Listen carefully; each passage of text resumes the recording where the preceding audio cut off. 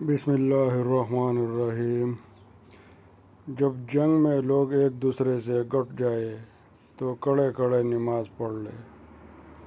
اور ابن عمر رضی اللہ عنہما نے نبی کریم صلی اللہ علیہ وآلہ وسلم سے اپنی روایت میں اضافہ اور کیا ہے کہ اگر کافر بہت سارے ہو کہ مسلمانوں کو دم نہ لینے دے تو کڑے کڑے اور سوار رہ کر جس طور ممکن ہو اشاروں سے